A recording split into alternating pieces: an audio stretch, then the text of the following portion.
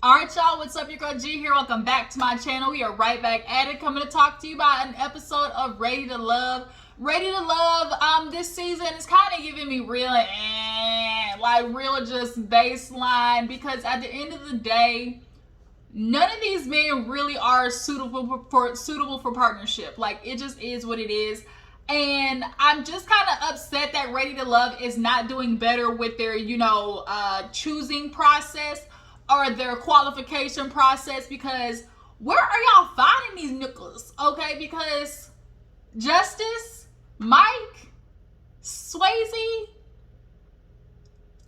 and I'm starting to look at Sampson like, I've been looking at Sampson like, okay, I've always had my good eye on him. And now Randall, somebody I thought in the beginning, was kind of like, okay, Randall might be suitable for partnership.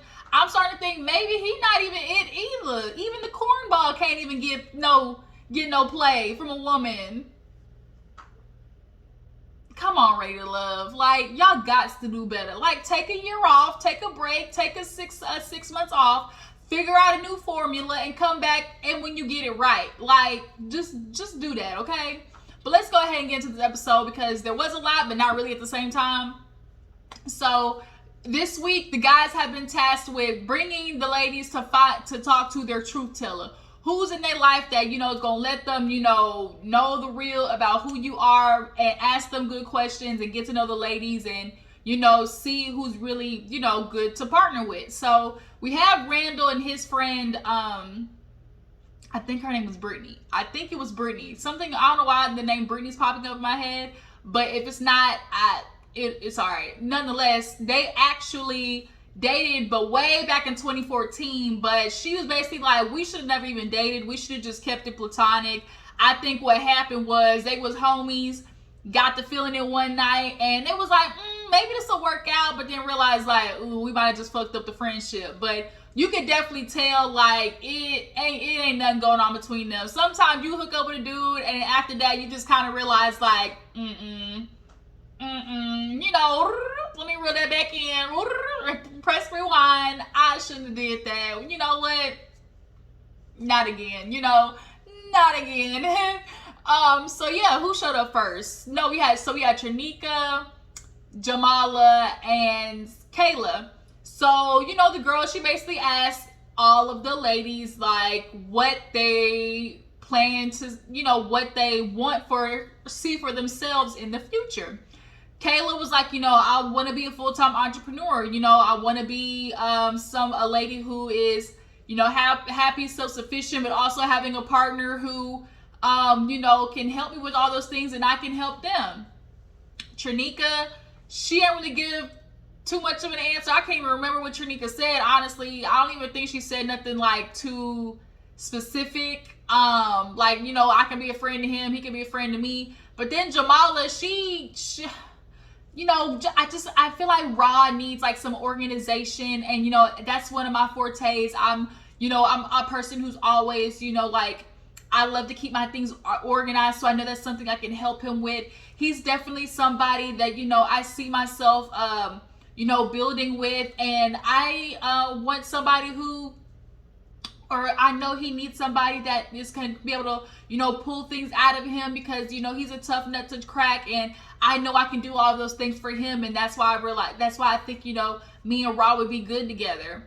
And so Jamala is pressing on Ra. She loves to call him Ra, I guess to try to make the other ladies feel like, oh, our connection is just that much deeper. But Jamala, by doing that, you gonna get your face cracked. Like, you gonna get your face cracked doing that with Randall, because he really ain't even serving you the same energy. Like, he really not.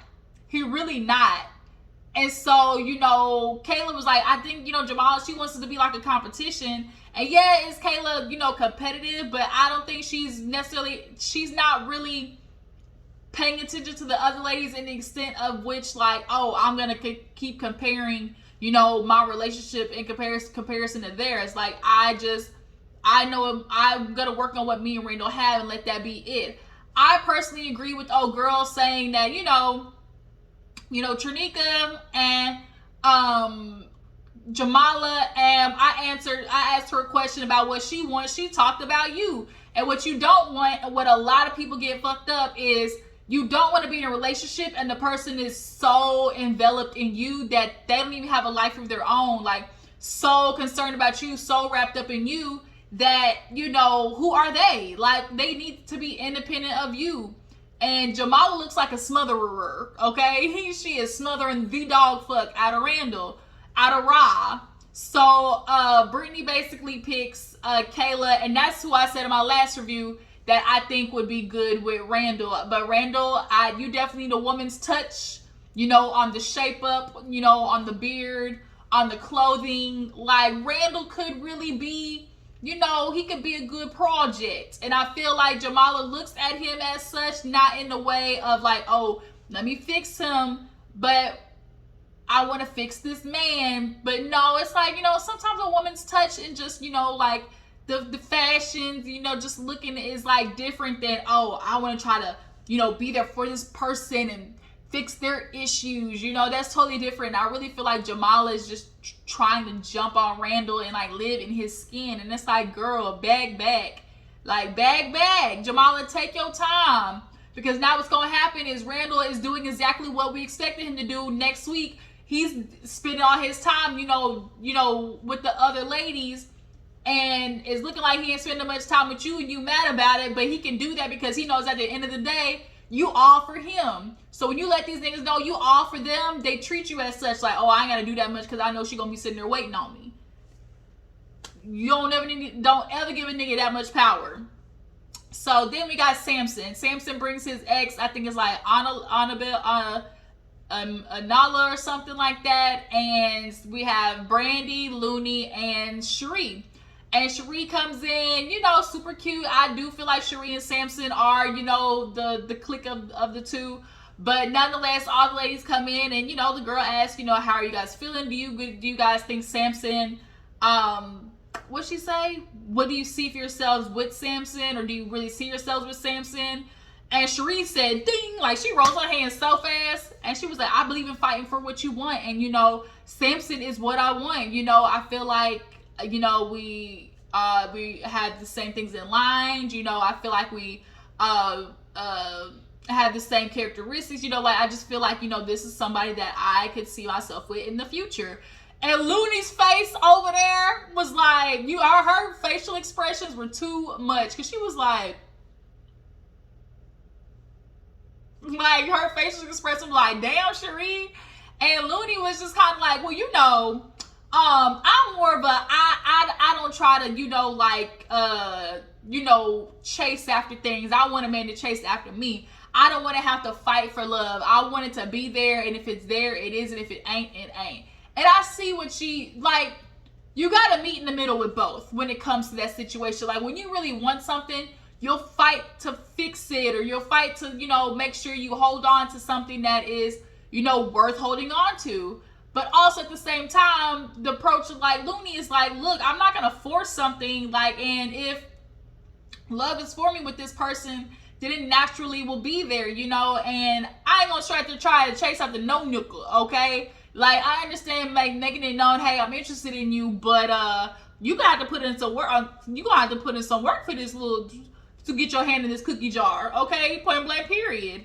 And then Brandy, she was like, you know, I like Sampson, but, you know, I just don't know where we stand yet. You know, he's still very closed off, still very guarded. And, you know, that's what old girl said. She was like, yeah, you know, he is. And they asked, you know, the ex, like, how do you get Sampson to come out of his shell? And she was just like, you know, just trying to create an environment for him where he feels safe. You know, of course, also, too, Brandy's question, like, God dang, I got a gift. He was Oprah with the gifts. You get a gift, you get a gift, you get a gift. And so it's starting to feel like, yeah, okay, trying to keep your mind on, okay, well, our relationship is our relationship, but also at the same time, well, bitch, if everything you're doing for me, you're doing for her, like, how am I different than them? Like, you know, like how Brandy's saying, like, how are you showing that I mean something to you if you're doing everything the same for everybody, you know? So Sampson's friend was like, Cherie, like, she's showing that she wants you. She's showing like she's invested in you. And, you know, I can definitely see like there's a vibe there.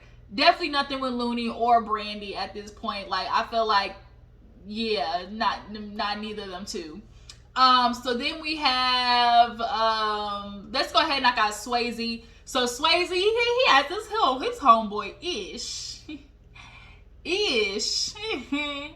Okay, Ish. Alright, Ish. That's all I can say. Hey. That's what I just think of. Hey, Miss Parker. Hey, Ish. Okay. They definitely look like they would be friends. They both just swole up like this or whatever. But I liked Ish's calm nature. He seemed like pretty cool and, pretty, level-headed. But nonetheless, Kadian, she come in just strutting and shit, strutting with her nasty-ass attitude. And she's like, of course, I'm nervous to meet Swasey and his friends. And I'm just hoping, I don't go in and he basically do me like I did him. And I was like,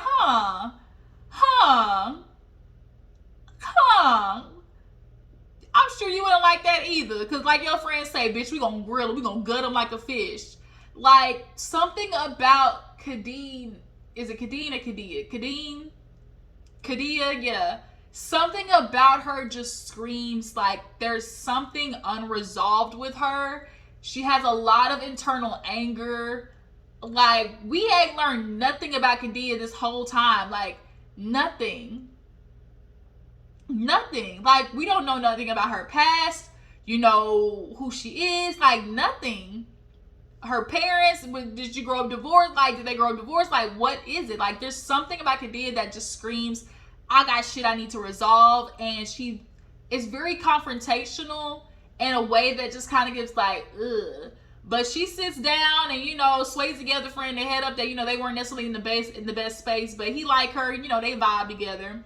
So, Ish, kind of asked her about, what's going on. And she was like, I like him and everything, but we definitely got to work on our communication. And, I'm a person who can sit down, and talk his shit out right then and there. But Swasey, he more kind of, shuts down. And so, Ish, called Swasey out and like, yo, is that something like you actually gonna work on? Like, are you willing to work on it? And he was like, yeah, it's just, it's hard for him to change. Like, it's hard for people to change, but for the right one, you will. And so, there was like a little joke between them about something about a barbecue or whatever. And she just kind of like, she used to, they were like, oh, have you met anybody's family? And they were like, but she was like, he met my friend though. And Swasey's eyes just kind of rolled because obviously how it went. And so he was like, okay, well, how did that go? And she was like, well, there definitely was, it could have been better. And her little attitude started poking out where it was like, she does that little eye roll thing and like, Ish was like, he kind of said, well, tell me who your friends are, not tell me who you are. And Kadian was like, I don't quite agree with that. And it's like, well, Kadian, like, it's true, yes and no. Like, yes, you can have friends that do certain things and are slightly different than you. They might do one or two or three things off that are, it won't react a certain way that you do, or may slightly not believe in a couple things that you do. But at the crux of it, like, most friends, you are bonded together with some similarity. And that friend, Kadian,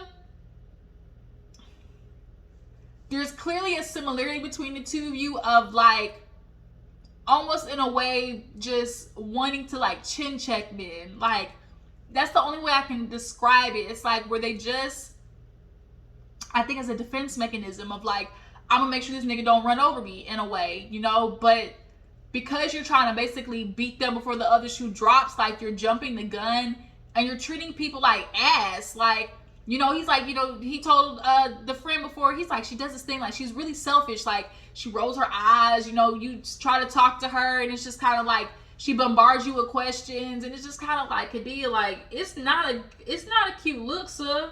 It's not a cute look, sir. And I know at the reunion, like, how this shit get ready to go. We already know how this is about to go.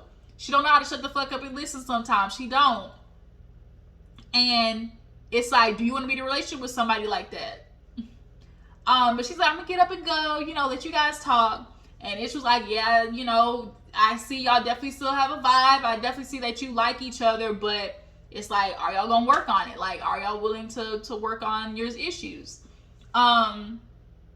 So then we have Mike and basically like a childhood friend. She knows him, Mike in and out. She the homegirl.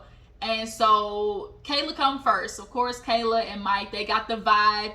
It's definitely give me, nigga, I'll fuck you on the spot energy if we could, or I'm trying not to, rather. Like, Kayla and Mike try not to fuck, okay? Because this is Ready to Love, not Ready to Fuck. Shout out to Bonnie Blue. But yeah, so they talking to each other. It's giving real doomy eyes. They looking at each other. And, Mike talks about how, they like each other, but basically both of them are scared to put it out there first. Like, Mike is not telling the truth in that. Well, he did kind of tell the truth in the last episode, where he told a friend, was like, look, when I see Kayla, I just see other dudes. Like, I just see dudes that she kissed, and it's like keeping me from going forth with her. And it's like, it's very petty, because at the end of the day, Mike, like, women had a life before you. Like, women had a life before you. And you're gonna basically shoot yourself in the foot and possibly lose a good woman over your low-key patriarchal views. Like, this idea that women aren't supposed to act a certain way, and like, you can definitely tell he views Kayla slightly not as, I don't want to say respectable, but it's like he might not respect her as much, because he probably just views her like, damn, she just kissed all these. And like, then also too, to him, he might feel like, well, I don't want to be seen in public with this girl that I feel like this about, essentially. Like, he views her like, yeah, she cool, and yeah, I get along with her, we got this good energy, but like, he don't respect her. Like, he does not put her on the same pedestal as Brandy, like, as in like, oh, like, I'm gonna step out with this woman. Like, he don't view Kayla like that. And so that's why he's not really putting it out there how much he may particularly like want to be with her, because he don't want to be with her. He just wants to keep her around, to be able to fuck for the long haul. That's really all it is. And I think Kayla knows that, which is why she's not putting it out there of like, oh, let's try to work on this thing, because I do feel like Kayla is feeling the energy of like, yeah, I want to be around you, but like, a man that really can't profess his love for you or profess his feelings for you, like, that's not a man you want to actually be with. But because they're just so fucking so much chemistry, because there's so much chemistry between them, they keep drawing back to each other with his goddamn Beijing hairline. You see, Kayla got a new dude. I now just need Jamala to get one. I need Jamal to work on the makeup. I need half of these ladies to work on the makeup and the wigs, okay? So Brandy come in, and so Brandy, Brandy dressed cute. She had a really cute outfit on when she met Sampson. But yeah, no, the friend did say, I could definitely tell there's energy, because y'all just been looking at each other, and I'm just like, ooh, he like you. He like you. So then Brandy comes in, and she wants some answers, because it's like, yeah, me and him cool. I know you got another connection, but when you gonna let me know that I'm number one, So when Brandy comes in, the friend was like, he kind of get a little quiet. He over here just shaking his leg and shit, like, he get a little quiet, which means he probably don't know what questions to ask. He know what Brandy, he might have to step up to another different caliber. And a lot of men want that to be the woman that they're in a relationship with. Like, he's in a relationship with Brandy, but Kayla's a side bitch. Like, that's basically how he's viewing it right now. I would not be surprised by a reunion. We hear that Kayla and him done fucked, or Brandy found out that they were still texting. Like, I'm banking on y'all. Watch reunion time come. Or Kayla been gonna have to reveal to Brandy that, hey, we've been hanging out, So yeah, Kayla leaves, and it's up to Brandy, and Brandy basically tells the friend, like, I like Mike, but I need to pull more out of him. He's super closed off. Like, let me actually get to know him. He won't, open up. I need him to open up his shell. Nonetheless, the friend was like, I see you and Kayla got chemistry, but Brandy, like, the way you get shy around her, that's a good sign. That means she, let her get to know you, So last but not least, we have this date with LJ and his girls. So Trinika comes in Side titty all out with these big old double H's. Side titty at, okay? Side titty at, and then she got this headband across these damn frontal edges. Like, oh, the leave out was leaving, okay? The leave out was out the fuck out. It was not cute. It was not cute. Oh my gosh, spam, quit calling me. But Trinika comes, and so she gets in the nitty gritty. You could tell immediately that the ex was not trying to be no ex. And they recently, like, Trinika picked up on some good energy and asked the good questions. Oh, you know, hi, how are you? So, when's the last time y'all dated? Oh, we broke up, you know, the beginning of this year. Oh, that's recent. Okay. So, how long did y'all date? You know, about less than a year. Okay. She hit him with the, y'all fucking or not? Like, it's real simple. When the last time y'all had sex? LJ didn't know what to do. It didn't know what to do. Of course, leave it up to the girl. She gonna tell the truth because she's trying to get them other bitches to scurry, you know? Oh, I mean, we had sex last month. Last month? Nigga, we started this process last month. Like, what the hell? Last month was 2 days ago. So, I want to give LJ the benefit of the doubt in the sense of, yes, where nobody's really dating. Nobody's really, like, solidified a relationship. So, you are entitled to that. But, the problem is, as they ask, are you going to be able to cut that shit out? You know? So, as they're literally asking their questions, Looney comes in with her fucking baby hairs, teenage hairs. Y'all, I don't know, them braids and the way that the hairs are just like, all the girls' hair. Did y'all see Looney's hair? I know I'm not tripping. The way those teenage hairs, they weren't even baby hairs. The way them young adult hairs was just on her forehead was bothering me. But yeah, so Looney was like, oh, she was like, yeah, Trinika was like, yeah, Looney, they still having sex. LJ was like, waiter, you know. And as the girls were talking, you could tell that girl's energy was just like, it was off. And so Looney was like, wait a minute. So like, do you still like love him? And she was like, you know, yeah, I love him. And so LJ, she was like, LJ, you hear that? What you got to say today? Well, you know, I'm just, I'm always going to have love for her. But right now I'm doing this process because, you know, I'm looking for the next part of my life and trying to find a woman that, you know, I really want to be with. And you could tell that girl was hurt. You could tell. And this goes into LJ's, you know, just hoish ways. You could tell the nigga like to flirt. You can tell he a little hoe. He get in relationships for a little 8-9 month spurts. But at the end of the day, for him to really settle down, you know, I don't know if he's ready for that after seeing this. But you could tell, oh girl definitely had feelings for him. You could tell he probably still whispering sweet nothings, I love yous in the ear. And she wasn't trying. All I can say is like, you could just tell that between the two of them, it was some shit going on. And she want him, point blank period. And so with Looney asking like, okay, y'all still got love for each other. This girl still love you. So if you're going on to the next phase of your life, how you gonna cut that off? Like, cause you gonna need to cut that shit off. It ain't nothing to cut that bitch off. Like, snip, ho. And so he's like, well, you know, the next phase of my life, if I'm really just into somebody, then, you know, that's what I'm going to do. That's what I'm going to put full force into. So everyone was like, okay, all right. And when he said that, old girl was just over there just sitting like this, like just sitting there looking. I was like, damn, he sure cracked the fuck out of her face.